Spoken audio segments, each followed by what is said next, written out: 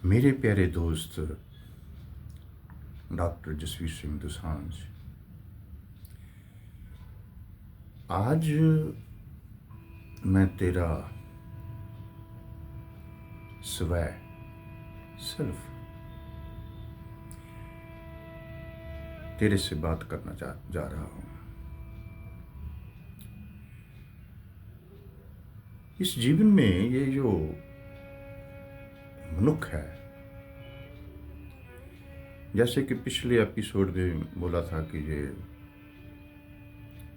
प्रकृति का स्लेव है। प्रकृति के दो तीन बातें जो कि हैं बहुत इम्पोर्टेंस हैं रखती हैं। जैसे कि प्रकृति बेहोश है।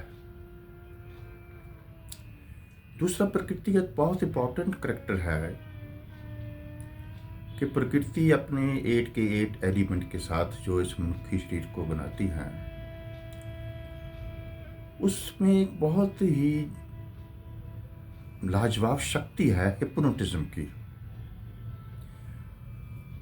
सो डॉक्टर दोसांझ, तुम भी बहुत जन्मों से इस प्रकृति के इस सारे माया जाल में फंसकर, प्रकृति के गुणों में फंसकर लगातार कई जन्म इस बेहोशी में बिताए हैं। जैसे जैसे प्रकृति ने तेरे को हिप्नोटाइज किया, वक्र जन्मों में दुख भोगता हुआ, कर्म करता हुआ इस जन्म में आया। एंड इस जन्म में डॉक्टर दोसांझ, तेरी एक खुशकिस्मती है कि तेरे को एक यूनिक गुरु सतगुरु ओशो ने तेरी बांह पकड़ी और तेरे को पता चला कि इस जीवन में कंडीशन क्या होती है, मोल्डिंग क्या होती है। ये जो कंडीशनिंग एंड मोल्डिंग हम बार बार इस्तेमाल करते हैं मनुष्य के जीवन में, जो जिस संचय में जो समाज डाल देता है। समाज क्या है?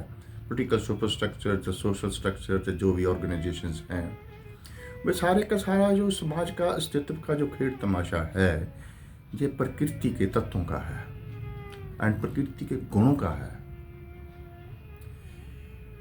सो ये जो जीवन है मनुष्य का, इसका सारे का सारा दारोमदार प्रकृति और उसके गुणों पर और उसके तत्वों की जो आपसी इंटरेक्शन है, उनमें से पैदा किया हुआ हिप्नोसिस है, बेहोशी है, उसमें भी जाता है। ये जो हिप्नोटिज्म है, कंट्रेरी टू इट, मैं बार बार बात करता हूं स्वयं। जो मैं जब बोलूंगा तो मेरा इस स्वयं है। आज मैं से है स्वयं। आज से मैं का मतलब जसवीर सिंह दोसांझ नहीं है। इस स्वयं के पार जो विराट शक्ति है, चेतना है, कॉन्शियसनेस है। कंट्री टू प्रकृति, जैसे प्रकृति का एक लक्षण है कि वो हमेशा बेहोश रहती है, कॉन्शियसनेस हमेशा होश में रहती है। जैसे प्रकृति का दूसरा करैक्टर है कि वो उसका बहुत इंपॉर्टेंट फोर्स है मनुष्य को हिप्नोटाइज करने की। विराट शक्ति का, चेतना का सबसे इंपॉर्टेंट करैक्टर है डीहिप्नोटिज्म। एक तरफ प्रकृति हिप्नोटाइज करती है, दूसरी तरफ चेतना डीहिप्नोटाइज करती है। एक तरफ प्रकृति एंड उस और प्रकृति के अधीन जितने भी अस्तित्व के जो भी वस्तु एंड वर्तारा जब व्यक्ति आते हैं, वे बेहोश रहते हैं एंड चेतना कंट्री टू दैट होश में रहती है। जैसे प्रकृति के अधीन जो सारी की सारी लुकाई दुख में है, दुर्गति में है, लेकिन वो कंट्री टू इट, वो जो विराट शक्ति है, जो चेतना है, वो आनंद में है। जो कुछ भी प्रकृति के गुण हैं, चेतना के, कॉन्शियसनेस के एंड उसके अपोजिट है। हमारी जसवीर सिंह दोसांझ, जो तेरी प्रॉब्लम है जन्म दर जन्म रही, वो यही रही है कि प्रकृति तेरे को इस तरीके से हिप्नोटाइज करती रही, बेहोश करती रही, अनकॉन्शियस बनाती रही, इस तरीके से उसने तेरे को स्लेव बना लिया कि तू जन्म दर जन्म एक दुर्गति की कंडीशन से ही, बेहोशी में, दुर्गति, दुख से में ही अपना जीवन व्यतीत करता रहा है। थोड़ा सा शरीर का रोग होता है तो घबरा जाता है, थोड़ी सी मन परेशान होता है, घबरा जाता है। क्यों घबरा जाता है? कि तेरी जो स्लेवरी है, प्रकृति ने इस कदर तेरे को घेर रखा है कि तेरे को मालूम नहीं पड़ता कि इस प्रकृति के, इस स्लेवरी की चुंगल से कैसे निकलूं, इसे कैसे पार जाऊं। मेरे दोस्त डॉक्टर दोसांझ, आज का ये वीडियो जो है ये तेरे लिए है कि कैसे होशमंद होना है, कैसे प्रकृति के एलिमेंट से, प्रकृति के ये जो गुना हैं उससे, कैसे प्रकृति की दी हुई बेहोशी से, कैसे प्रकृति के किए हुए हिप्नोटिज्म से छुटकारा पाके इसके पार जाना है। मैं तेरे भीतर हूं, बहुत जन्म प्रकृति की स्लेवरी में बिताए हैं, और ऐसे समझ लीजिए डॉक्टर दोसांझ कि एक दायरा है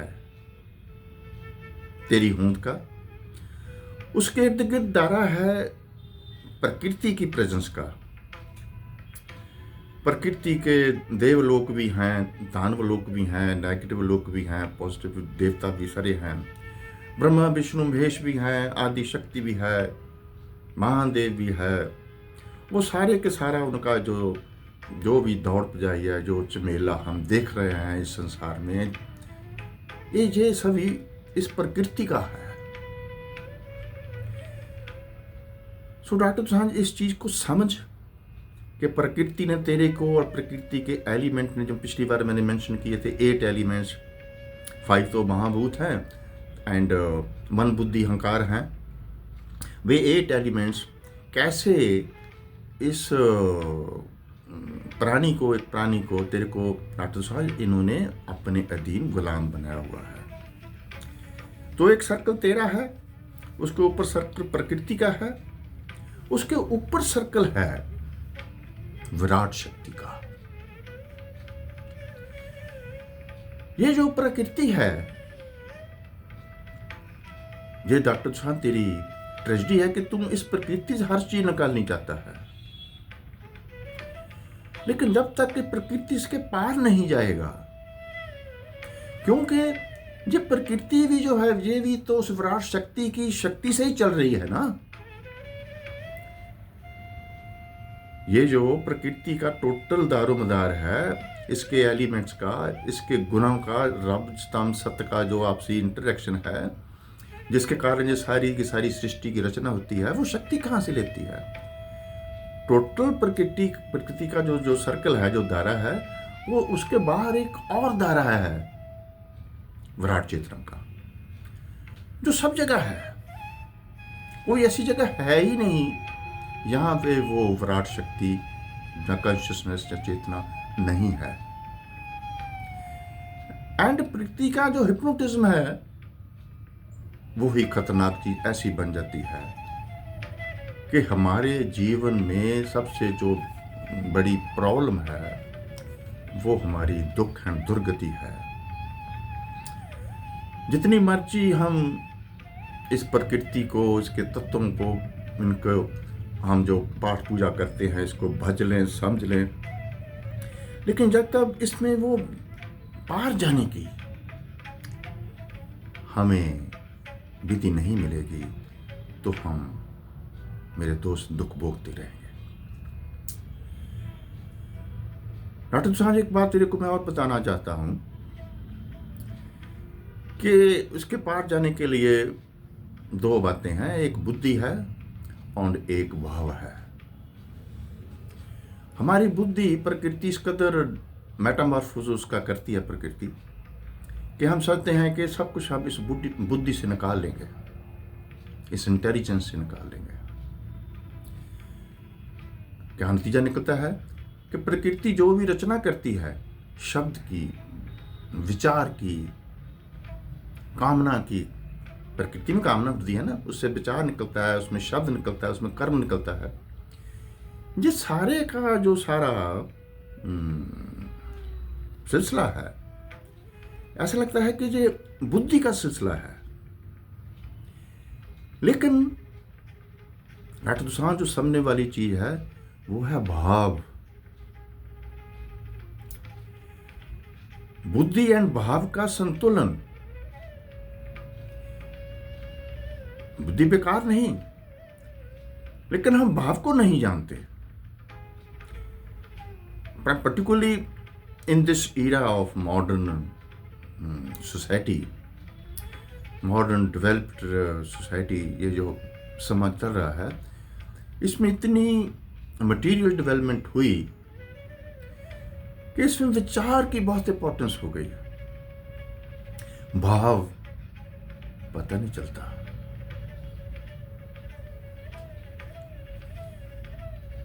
और ये जो भाव है, यही आधार है।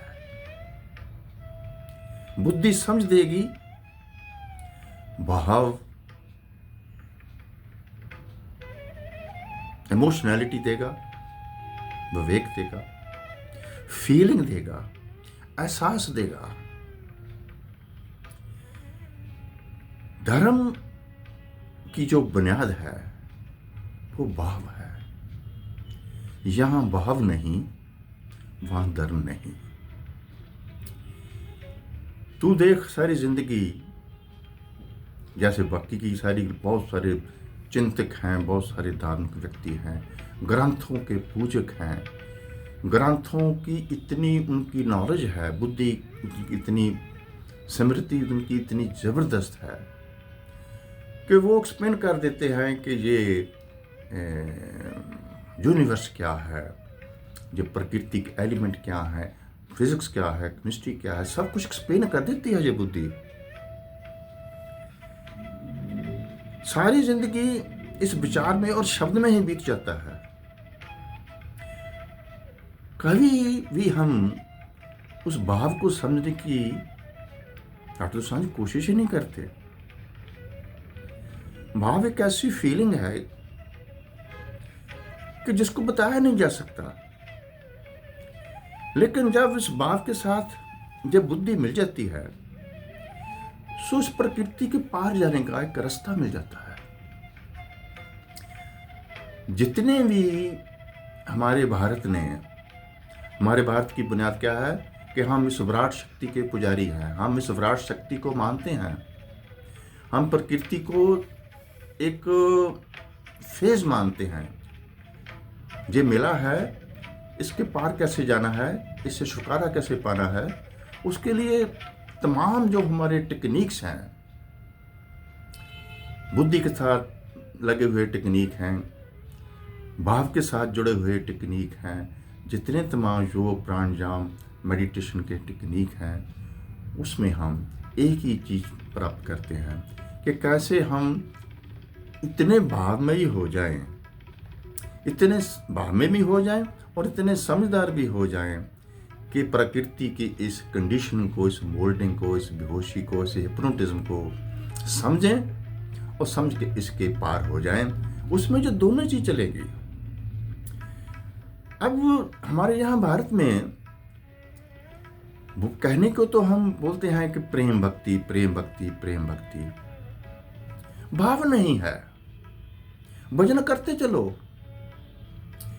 कंटिन्यूसली राम राम जपते चलो, कंटिन्यूसली कृष्ण करते चलो, कंटिन्यूसली अल्लाह अल्लाह जो भी उच्चारण करता है करते चलो, लेकिन उसमें अगर भाव नहीं है तो उसके कोई मायने नहीं। यही कारण है कि इतना प्रेम भक्ति का बोलबाला होने के बावजूद भी हम दुखी हैं। भाव, इसकी समझ थोड़ी सी आती है जब हम किसी से प्यार करते हैं। और इस प्यार में जो सबसे ज़्यादा कीमती चीज़ है वह है माँ का प्यार, क्योंकि माँ के प्यार ने किसी चीज़ का अपना स्वार्थ पूर्ति नहीं करनी होती। प्यार क्या है? जैसे माँ पालती है बचपन से लेकर जवानी तक, विदाउट एनी कह लो कि मकसद, बस पाल रही है। वो एक माँ की छाती पे जब बच्चा जाकर सिर रखता है कि ना तो बच्चे को मालूम होता है मैं क्या कर रहा हूँ, ना माँ को मालूम होता है मैं क्या कर रही हूँ, लेकिन एक वाहमयी रिश्ता होता है। वो जो वाहमयी रिश्ता है वो इंडिविजुअल है। तो डॉक्टर दोसांझ, तेरे गुरु ने तेरे को ये समझ दी है कि तेरे पास एक इंटेलेक्ट है, इंटेलिजेंस है, एक स्मृति है, मेमोरी है। एंड तेरी एक खुशकिस्मती है कि तेरे को उसने एक बहुत ब्यूटीफुल भाव भी दिया है। इन दोनों के कॉम्बिनेशन से तेरे को उसने एक समझ दी है। उस समझ में तेरे को पता चला कि मेरे को इस प्रकृति के इस जो सर्कल है, जो चक्र है, इसका जो माया जाल है, इसके पार जाना है। डीहिप्नोटाइज होना है, कॉन्शियस होना है, ब्लिसफुल होना है। तेरे को ये भी समझ आ गई कि ये प्रकृति के ये नेगेटिव एलिमेंट्स जो है, नेगेटिव कैरेक्टर्स हैं, ये तो विराट शक्ति के कॉन्शियसनेस के ये जो एलिमेंट हैं, वहाँ पे जब हम इन दोनों के कॉम्बिनेशन से समता बुद्धि से, बुद्धि एंड भाव का संतुलन साध के जब हम विराट शक्ति की तरफ मूव करते हैं, भावमयी रहते हैं, 24 आवर जो भाव बना रहता है कि मेरे इस जीवन को चलाने वाली वो विराट शक्ति ही है। मेरे को बेहोश किया है इस प्रकृति ने, अपना गुलाम बनाया है, लेकिन मेरे को आज़ाद कर रही है मेरी विराट शक्ति। उसकी तरफ जाना, 24 आवर जाना, 24 आवर उसकी रिमेम्बरेंस, जिसको हमारे भारत देश में भक्तों, जो हमारा भक्ति आंदोलन है, उसकी खूबसूरती है, जो अपने शंकराचार्य से शुरू होकर 20वीं सदी तक चला है भक्ति, जो प्रेम भक्ति जो रेवोल्यूशन था। उसमें सबसे इंपॉर्टेंट चीज है स्मृति, सुरती। कि सुरती लगी, राइट माइंडफुलनेस, बुद्ध जिसको राइट माइंडफुल बोलते हैं, वो हमारी सुरती है। अगर हमारी सुरती 24 आवर उस विराट शक्ति में लगी रहे कि वो ही चला रही है, वो ही संभाल रही है, वो ही दे रही है, वो ही कुछ ले रही है, विचकार प्रकृति खामखा हमें कंडीशन कर देती है, इतनी सी समझ आ जाए तो भाई ये जो हमारी इस जीवन में छोटी छोटी बात पर भी हम गमी महसूस करते हैं, उदास हो जाते हैं, अंकुश महसूस करते हैं, ये खत्म हो जाएगी। 24 आवर वो भावमयी सुरती, सुरती मीन्स सुर्त, इंटेलिजेंस, भाव। सो डॉक्टर दोसांझ, आज का ये जो स्पेशल वीडियो है वे तेरे लिए है। और कोई इसको सुन रहे होंगे, अगर वो समझ सकें तो बहुत अच्छा, ना समझ सके तो वे तेरे लिए है। मैं तेरा स्वै तेरे को ये बता रहा हूँ, और इसको समझना और अपनी विराट शक्ति की तरफ जो यात्रा है उसको और तेज कर। जो जीवन बीमारी आती है तो लगता है कि हम मर गए, बस खत्म कहानी हो गई, वो फिर आपको जीवित कर देता है। क्यों? वो विराट शक्ति आपको कुछ देना चाहती है। 2 साल पहले जब तेरी सेहत खराब हुई थी तो तू सोच रहा था कि भाई बस अब काम पूरा हो गया, लेकिन विराट शक्ति को पता था कि तेरा काम अभी पूरा नहीं हुआ। तूने अभी कुछ और करना है, और यात्रा करनी है। ये जो हम वीडियो बनाता हूँ डॉक्टर साहब, मैं तेरे लिए बनाता हूँ कि तुम इस विराट शक्ति की तरफ 24 आवर अपनी सुरती को लगा दे। ऐसे ही कुछ दिनों के बाद मैं फिर तेरे पास आऊँगा। मेरे दोस्तों, जो हमारे दोस्त हैं इस वीडियो को सुनने वाले, आप भी सोचो कि एक हमारा ये शरीर है, इसको घेरे हुए ये प्रकृति के एलिमेंट्स हैं, उसके पार हमारी वो विराट शक्ति है। एंड प्रकृति एंड विराट शक्ति के विचकार जब तक ये मनुष्य है, उसका ये स्वय है, उसकी सेल्फ कॉन्शियसनेस है। जब ये शरीर खत्म हो जाएगा तो ये सेल्फ कॉन्शियसनेस, जो कि वेरी नियर टू विराट शक्ति, वेरी नियर टू कॉन्शियसनेस, तो ये सेल्फ कॉन्शियसनेस उस विराट शक्ति में समा जाएगी। लेकिन जब तक ये शरीर है, प्रकृति के दिए हुए एलिमेंट हैं, सब कुछ है प्रकृति का, एंड तब तक ये स्वय भी रहेगा। प्रॉब्लम मनुष्य की क्या है कि हमें सारा जीवन हमारी इस स्वय शक्ति का नहीं पता चलता, सेल्फ कॉन्शियसनेस का पता नहीं चलता, विराट शक्ति के दर्शन की तो बात की। डॉक्टर सांझ, याद रखना अपने इस स्वय को कि जो कुछ भी तेरे को इंस्ट्रक्शंस मिलती हैं डे टू डे लाइफ में, तो तेरी स्वय कॉन्शियसनेस से मिलती हैं। How to decondition yourself, how to dehypnotize yourself, how to become conscious and enter the field of freedom, the field of consciousness, the field of blissful, that is the Virat शक्ति। आज इतना ही, कुछ दिनों बाद मैं फिर आकर तेरे को जगाऊंगा। प्रणाम।